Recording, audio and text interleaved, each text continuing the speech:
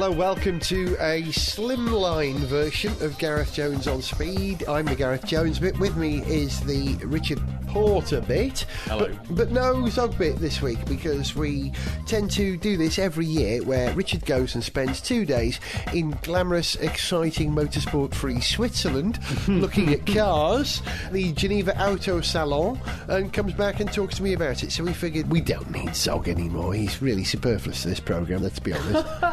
I don't think he offers very much to the show and never has, so I'm sure the listeners won't miss him for just one programme. Please notice the irony in my voice, thank you. Richard, hello, how are you? I'm all right, yes. So how was Geneva? Geneva was interesting, not all for good reasons. The show was on press day definitely a bit quieter than normal. Now, the economy being what it is, all car makers are tightening their belts. One of the quickest ways to start saving money is to stop taking freeloading journalists to the Geneva show. Now, that doesn't just apply to the UK, but across all of Europe, I would guess. Yeah. And as a consequence, press day did seem notably quieter. There was still, from the car makers, this sort of attempt to put on a bit of a show, a bit of razzmatazz. So there's still... Most of the stands were still quite big and brash. I mean, they have a set, each manufacturer has a set floor space. There were a couple of quite telling things, though. First of all, every year everyone occupies the same spot at the show. Merc is always where it is, and Audi's always where it is, and Jaguar, and so on. They're all always in the same spot, and they have the same amount of floor space. It's very rare that it changes. And this year... Saab had lost their stand to Hyundai, which is pretty much... well, it's indicative of what's going on. In the world, that's right. Like Saab are... I mean, by choice, I guess Saab said, look, we can't afford to do our usual quite big stand, and it was pretty sizable. We'll just shuffle off to a corner of the Opel stand in a slightly humiliating way, I guess. Hyundai, who, in the UK at least, are sort of one of the very few car makers who are actually selling more cars at the moment than they did sort of this time last year. Their sales are actually up sort of month on month, whatever. And so bursting with confidence go, thanks very much, we'll have a bit of that Saab stand. And of course then Hyundai moving across, and it was to just move one stand over, that freed up their old smaller stand tucked in the corner to a company called DR Motor, who are basically an Italian company that rebadges Chinese cars. Is this Cherry? Are they bringing Some Cherry? of them are Cherries, yes. And something else which is so like a Toyota RAV4 that I thought it was a Toyota RAV4 Oh, yes. and then realised it wasn't. Unbelievable. I was surprised that Toyota's copyright lawyers weren't actually on the stand turning people away. Incredible. So anyway, that I think is indicative of a number of things. First of all, yes, Saab in trouble, Hyundai relatively, bursting with confidence and poised to survive this storm and come back bigger and stronger and destroy us all. And also the rise of the Chinese in the wings. The Chinese waiting in the wings. I mean, literally waiting in the corner with their appalling knockoffs. But one day they won't be appalling knockoffs, because let's face it, people said that about the Japanese even just 30 years ago, that they were just copying, and now they're doing their own thing. And now they taught the Koreans how to build cars, and the Koreans are trying to destroy them. Isn't it a funny old world? It wasn't that long ago that we were taking the mick out of Korean cars, but now I look at every new Hyundai and Kia, and they're all part of the same group, and think, yows, they can do what Ford can do. Kias look like Fords these days, and I'm sure that's intentional. No, I think that Proceed, is it the three-door thing, is just an Audi A3. That's very true, yeah. But didn't some of the guys who work on that car actually work for Audi? Wasn't the designer? Yes, Peter Schreier is the chief designer there, and he did the Audi TT and stuff, so yes. So how long before we have the Hyundai SS? It's like the sequel to the TT, and that looks just like one. I wonder. Anyway, by the by... S comes before T, doesn't it? Oh, yeah, that's right. Sorry. You. Anyway... So, the theme, if there was a theme to Geneva from what I've seen online and in the magazines, is this kind of revival of old brands? And I want to save the big one, the Lagonda, till a little bit later so we can laugh our trousers off. I have to say that they're one of the funniest. I mean, there were several old brands revived, but the funniest name of the lot probably is the fact that Maybach are now making a Zeppelin. I know. Did you see or the is that pictures just of a load car? of hot air? That's one of the first. Hot hydrogen. Yeah. Yeah, really bad idea. Oh, the humanity. Of course, the hydrogen didn't really burn as such. It was the canvas skin that... it was the canvas skin. And actually the aluminium paint that was really burning, because that's basically the fuel that they have in the solid rocket boosters in the space shuttle. Have we had this conversation before? I think we might have. All right, yeah. So, yeah, the Maybach Zeppelin. My God, that was awful. Oh, it was awful. It was one of the first cars I sort of properly looked at the show, and I was mesmerised by it for some minutes because of its awfulness. This horrible, pimpy interior. Now, what it's also got, and what they're trying to say it's sort of slightly better than existing Maybachs, is that it's got an aftershave dispenser. No. Yes. Now, to my mind, the designer was in his bathroom one morning going, oh my God, I have just 2 hours when I get to work to think of the way to make the new top-line Maybach model. What can we add to it that it is not already got? And then he opened his bathroom cabinet and went, bah! Bingo! Pile cream. No, wait, that's a bad idea.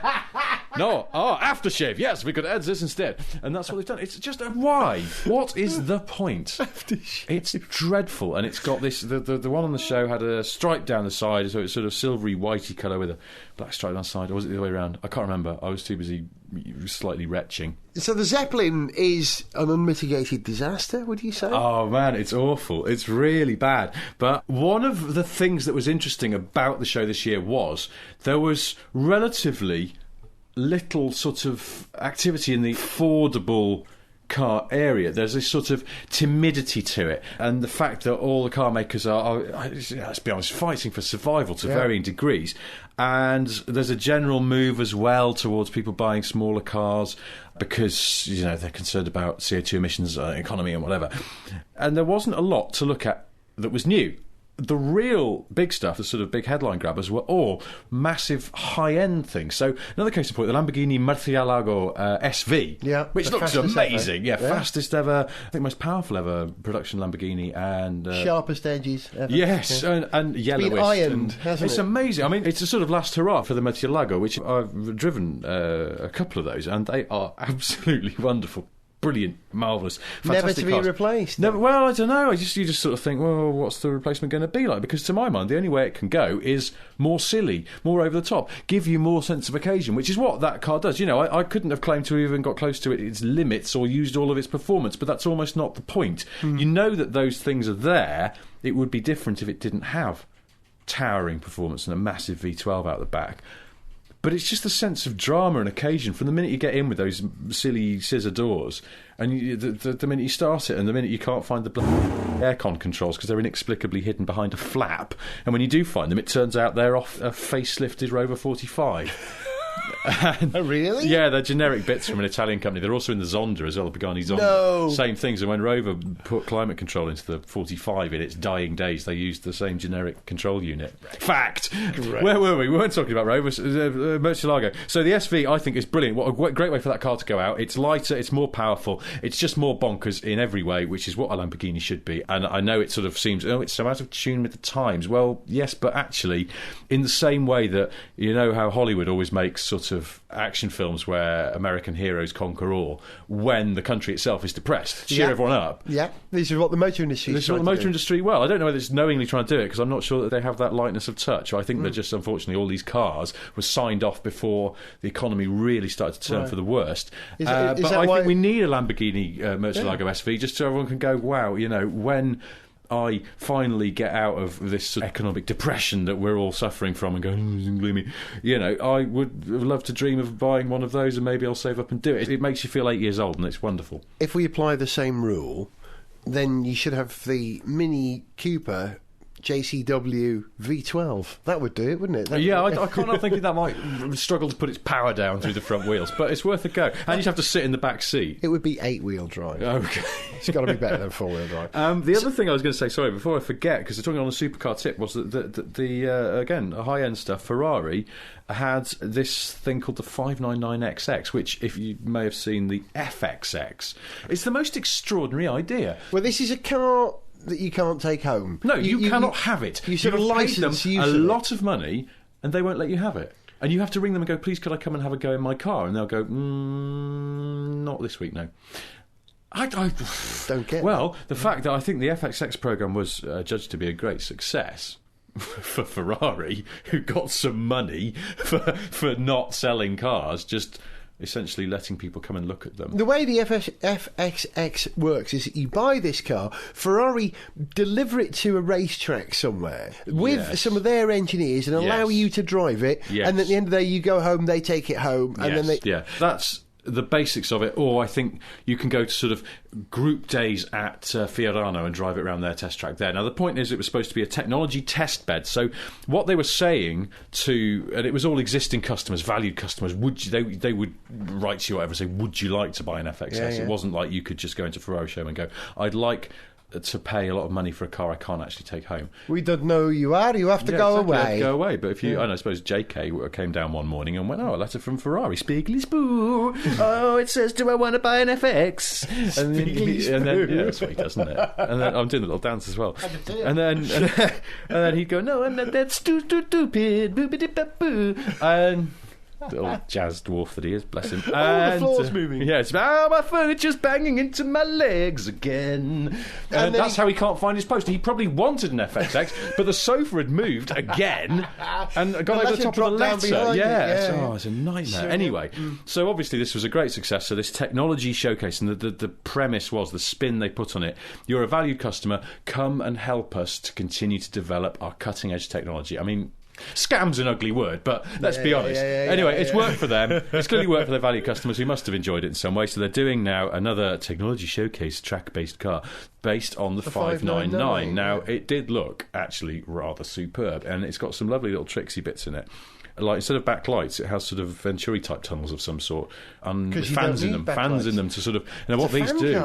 Well, what these do, as far as I could work out, is they clean up the air at the back of the car. Because obviously, sort of air moves smoothly over a car, but at some point the airflow breaks and starts tumbling, and then you get sort of dirty air. And even with a very clean shape, it'll probably just happen at the very back of the car, because obviously that's it, the air stops flowing. These fans, as far as I can figure out, sort of fire air out, and so therefore keep the airflow smooth until the car's gone past, and the air then goes, right, let's get dirty, and the car's gone. Yeah, it's really tricksy from the off, and presumably the idea is it gets better. Electric motors driving those fans, I think so, but I don't know. And they're drawing air up from underneath the car, I wonder. That's an interesting idea. You see, I knew you'd ask me these things, and I also knew that I hadn't been paying attention properly. I'll be honest, I just saw this and I thought, wow, that's interesting. I wonder how it works. And then a mate of mine went, well, actually, I've just talking to someone from Ferrari, and this is how it works. And I went, oh, that's great. But I have quite a bad memory for these things unless I write it down. And unfortunately, I was at Geneva specifically with the brief to go and look at some daft stuff and some of the tuners and drink schnapps. No, I didn't. I had a couple of beers and some German white sausage for lunch. And then I had a bit of a lost hour where I was feeling a bit disorientated and sweaty. So. It's that sausage. It always does it. No, a friend of mine ordered me this white sausage when we were on the Audi stand as a joke, and I said to everyone around the table, a bunch of journos and PRs and stuff, and I went, look, I'm very funny, haha, when it arrives, you're all having some of this, because I'm not taking the bullet, and I'm not leaving it. That looks rude, because we're on the Audi stand, and they're German, and they love this stuff. And when it arrived, I had one bite and went, actually, do you know what? I know that this basically looks like, it does. Yeah. You don't even need to say that it looks like it was really delicious. So once you've got over the psychological barrier of going, it's yummy, and I ate the whole lot, but I was quite full because it came with a massive pretzel, and I had a couple of beers after that. And anyway, where were we? Ferrari 599 XX. Interesting. Ultimately, still, I think a little bit of a, con job. Yeah. Anyway, if it makes road going Ferraris better, then, well, bravo for that, I'm sure. I'm going to stick a fan on the back of my car. See Try if it improves the like a desk fan? Yeah, exactly. Let me know how that goes, Professor. Or one of those people who's taped every episode of Get Fresh between 1986 and 1988 on VHS. Get them on the back to wag the air around, that sort of fan. Let's see how that does. Gaz Top in grotesque fan-based misunderstanding. Listen, before we take a break from this, can we talk about, some people might say, the most sensible car at the Geneva Auto Salon, the Dacia Duster, or Dacia? It depends. Dacia? Dacia? Someone told me how you're supposed to pronounce it, and as with a lot of things, I've forgotten. But I thought, Dacia, what's wrong with that? It's what the Romans called Romania, isn't it? Dacia. That's where it comes from. I understand that is because you've just told me that. Yeah. But Duster good? Well, it was a sort of slightly bonkers concept, I think, based on the Sandero, much beloved of Top Gear, and almost entirely my fault for that happening in the first place. But no, it was just a weird concept that instead of a passenger seat, it had a bicycle in it. Why exactly? Is fuel expensive in Romania? No, Probably. I think it was just a complete waste of time, but I don't know. All I liked about that was, and the reason that I wanted to mention it, and I'm glad you brought it up, was because, of course, the younger listeners may remember, or older listeners, in fact, the 80s. The Duster was this sort of like a kind of corrugated iron faux off-roader type thing in the 80s. Based on the Renault 12 chassis, wasn't it? I think so, yeah. Was it the 12? Yeah, yes, maybe, which they also used to make at the Dacia factory in Romania. But yeah, so it's bringing back an old name, which is weird, when even a sort of name that doesn't exist in Western Europe very much. In fairness, they've become hugely successful. They're not going to sell them over here now because they've decided they can't justify the marketing spend, setting up little corners of all the Renault dealerships that wanted to sell Dacias and advertising in magazines and newspapers and TV or whatever to tell people that Dacias are here. They can't justify that anymore in the current economic climate. But we would have probably got them because they'd have already signed off the money if it wasn't for the fact that they were caught out by high demand from France and Germany. Get out. And the factory had to go flat out to meet that demand, so they delayed phasing in right-hand drive production. And then when they went, OK, no, I think we can do it, Renault in the UK went, actually, don't bother. Yeah. Thanks, all the same. So, yeah, it's been a surprise hit, but what they're doing now is they're mining their past, a past that I guess most people don't even know exists, for badges to stick on stupid concept cars with bicycles in them. We've got more ridiculous examples of mining old names coming up in GJOS after this nonsense.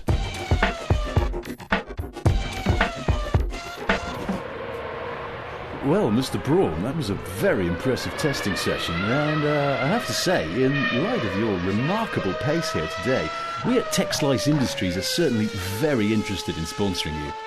Oh, the plan worked. Very good.